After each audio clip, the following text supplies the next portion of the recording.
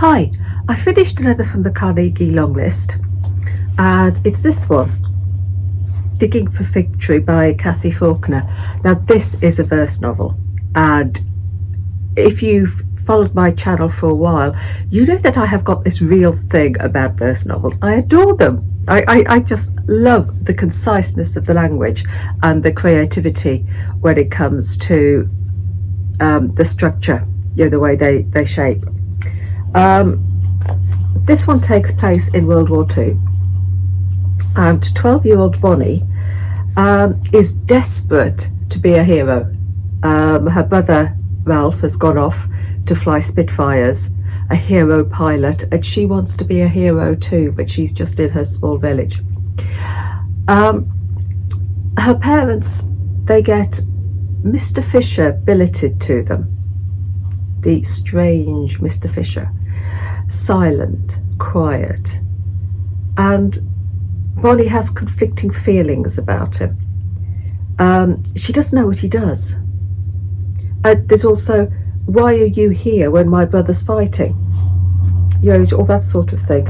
And at school it gets even worse because the people that she thought of were her friends tease her because Mr. Fisher is living in her house, and in their mind he's a shirker, and her house is now a chicken shed because it's housing a chicken who refuses to fight.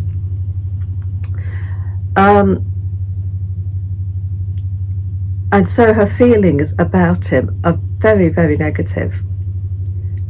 He disappears every night and she doesn't know why.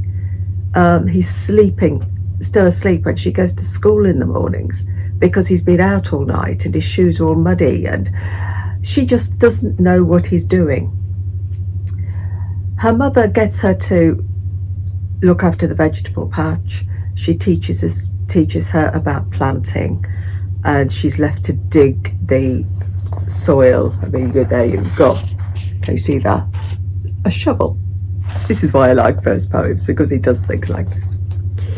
Then you got her tears of frustration after she's been bullied, it's all sorts of things like that.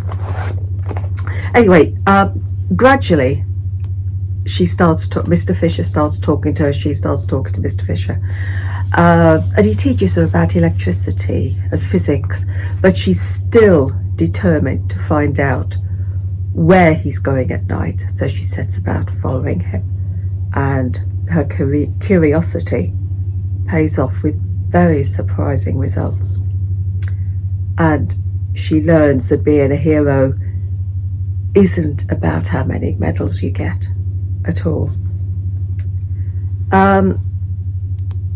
I enjoyed this, one, because it's a verse novel and I love verse novels, and two, because I like the character of Bonnie. I like the fact that she had all these conflicting feelings, that she didn't know the answers, and I liked her journey, the way she was so desperate to be a hero, but then she realised that being a hero is just not about the medals, it's about what you're quietly doing in the background.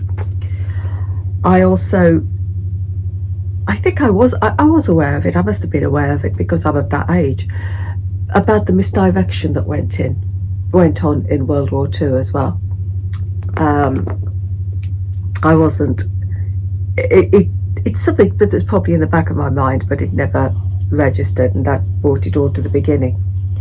This would make a super book if it was in school as a basis for projects on electricity, on physics, on it's a perfect basis for physics, for all sorts of projects within a school environment.